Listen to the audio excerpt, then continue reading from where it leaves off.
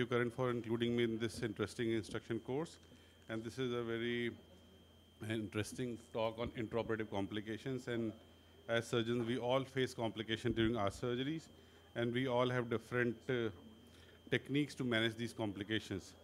So it will be better so that other panelists and faculties tell their way of managing these complications. We can discuss after the presentation. So intraoperative complications during keratoplasty are really reported primarily because most complicating occurrences are technical, and with proper training and meticulous attention to details can usually be avoided. Complications can be minor to vision threatening in keratoplasties. So start with the minor complication of scleral perforation. So I have seen a case where a surgeon was putting Fleringa ring and he perforated the sclera with the suture.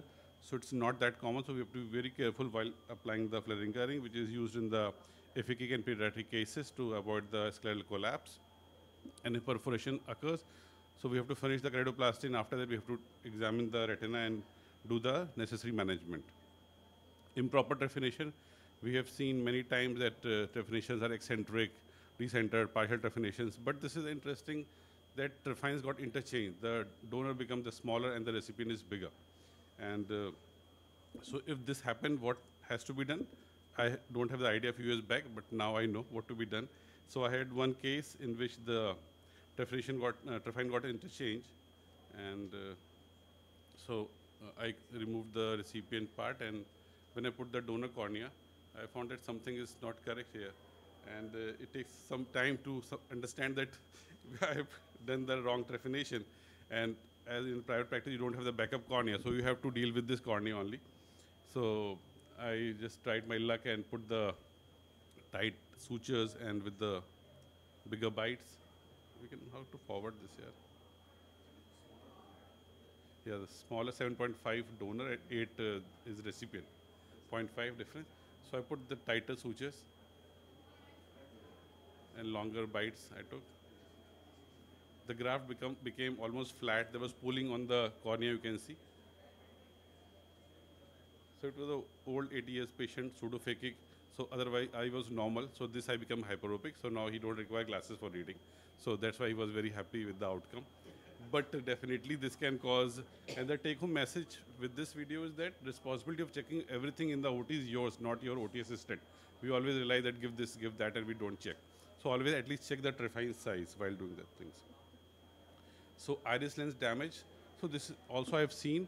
So when you do the trephination without injecting viscoelastic in the anterior chamber, in thin cornea or in perforated cases, you can land up with some iris damage or some lens capsule damage. So it's always better to go for partial trephination, inject viscoelastic with the side port, and then complete the trephination so that we can avoid these complications. The next is the damaged donor button. I have not seen but heard that one patient ran away with the open globe. Once the recipient cornea was removed and patient was not uncomfortable during the surgery, and he got up from the bed and he ran away with the donor cornea on the thing, and then they checked, it was lying on the floor. Luckily it was the institute, so they had the backup cornea, so they replaced the cornea. But in private practice, if something happened like that, you drop the cornea on the floor, then what has to be done? I think Muscati sir, Pula sir can give some insight on this situation. Eyes open and you have dropped the donor cornea, because you have to transport from side to on the patient's eye. You have to open the connective or move it down, sort of a Gunderson flap, and Okay. try and cover the whatever cornea button you exercise. Put that cornea. The same cornea. If it's still with you, that old cornea, put it back. It's usually with us only, no? Yeah. If that is not with you, then And if it is on the floor, we should not clean it with the MK media and just put it in trial luck. No, out of question. Okay. So that's a take home point, because this. put it in absolute alcohol. Okay. So, but it will be, the endothelium will be gone. But that you have the corn. Yeah, you have the tectonic thing. So, yeah. Would take absolute alcohol, just dip it in that for maybe a few minutes. Yeah. Once you put in Yeah. absolute alcohol, it will be. That is also an interesting suggestion.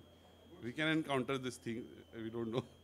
So retained Descemet's membrane, I personally saw 2 or 3 cases in the last few years where once I started taking the donor cornea of the recipient, then I thought something is not right. Why visco is not going down? Why it's not expanding iris? Then I check the full descending membrane was there. So it happens in pseudoaphakic bullous keratopathy cases, DM detachment cases. So we have to be very careful, see the iris structure carefully before putting the donor's cornea. The next is the posterior capsular damage. So incidence range from 4% to 16%. When we started learning keratoplasty or triple procedures, this was a very common thing. We mostly damage the lenses and then remove the lens and it automatically comes out. But as you learn, these things goes down. But the idea is once you have the PC rent and vitreous loss, do the complete vitrectomy. Don't leave vitreous in the anterior chamber, because if vitreous is touching the donor cornea, it is going to damage the contact area. And always do the PI, because pupillary block chances are very high in these cases.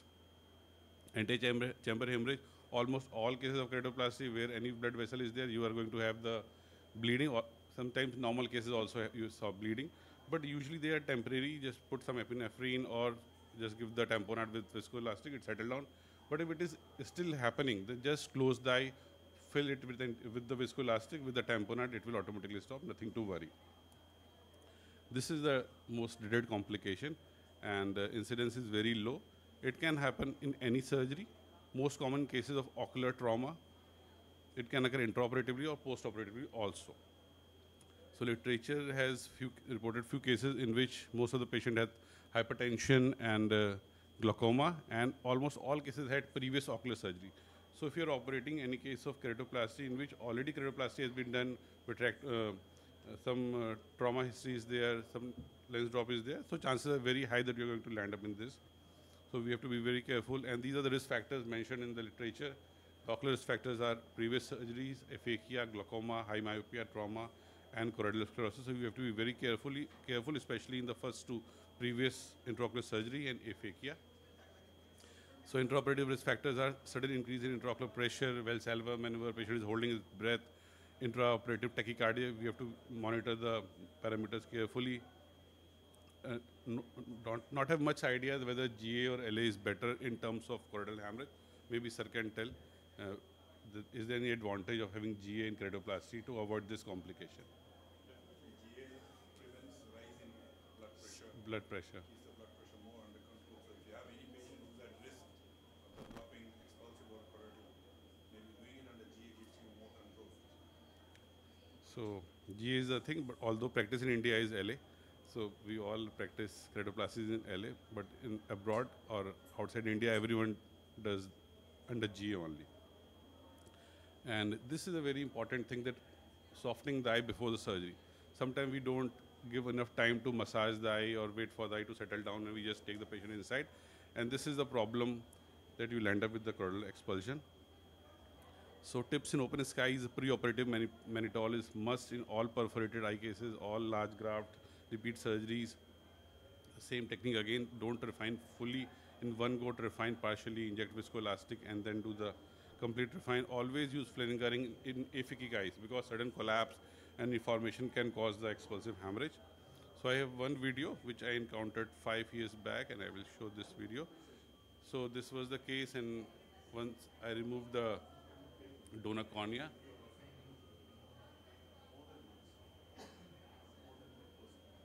as soon as the cornea was removed, the lens was lying on the antivitreous phase, and I thought to cut the ledge, and during those 3-4 seconds, the complete content was coming out. This was new for me. I've never seen during fellowship, so I don't have any idea what is happening here. And neither my assistant had any idea what is happening. So they told doctors, "I'm bleeding ho rahi hai," and I was not sure what to be done. Then I remember that this is expulsive only. Then put the same graft, waited for some time. Luckily, it was not the very big expulsive. It was a controlled one. And I waited for some time. The blood was settled, and as donor was ready, so I just put the donor graft and thought of suturing it. And at the same time, intraoperative mannitol was also given to this patient. And once I was suturing the cornea, the pressure was so high that I was not able to suture. Sutures were breaking up. So I was clueless what to be done now, because we don't have. Use thicker sutures. Then my assistant told doctors, "I've used silk suture." Not only thicker suture, what you can do is just the needle alone. Yeah. In my PK tray. After this, I know that we have to 7-8 needles. Just put the needles. Just put Needles, yeah. and just leave the needle there. So after this incident, now I know that, yeah, yeah. Then I put the silk sutures for 5, and then I waited, and then everything was settled. Then I replaced it with the normal sutures. So post-operative management is also very important in such cases. An IOP lowering should be there in the post-operative period. Long-standing hyphema can cause coronary blood stirring, so you have to be judicious when to wash this blood from the antechamber. And long-standing kissing choroids can result in traction RD, so you have to settle that also, take the VR surgeon's opinion and plan accordingly. So intraoperative complications are the part of any surgery, but with the skills and alertness, they can be minimized and managed. Thank you. So the expulsive, in my experience, once you see, Yeah, you know. then that's the most feared complication every time Yeah. you do a And after that, next 10, 15 surgeries, I was so... And in my experience, uh, all the risk factors here, but any sudden hypotony that happens intraoperatively Yeah. is more likely to cause expulsion. uh, So if you're doing it like affix or vitrectomized eye, always try to connect like a AC maintainer or a flow. Even if you have open sky, you should have some. You should not put flaring ring. You should not allow the pressure to become so low, that you get an expulsion. yeah, effects have some scleral collapse happens in those patients. And I have a very low threshold for flaring herring, so I would use flaring herring very, very freely because it pulls the sclera up. It's but doesn't sufficiently allow good. it to collapse. True, true, true. So is your savior, as he says, for high risk eyes, aphakic eyes especially, always Post put a flaring flaring herring. herring. Therapeutic, always put a flaring herring. I've had a patient who I did a corneal Pediatric decompensation, aphakic eye with, so we did a secondary arm and a tube implant, and I said I'll do a dement later. Patient was perfectly fine day 1. On the 3rd day, he's seen by his local ophthalmologist with full choroidals. Because of the hypotony Hypotony. from the tube implant, the hypotony itself induced Yeah. kissing choroidals. Yeah, post-AGV is common to have choroidals. These are things which you need to think Yeah. operatively and So once you have complication, then you know the management next for the next time. At least you're ready with that. Thank you so much.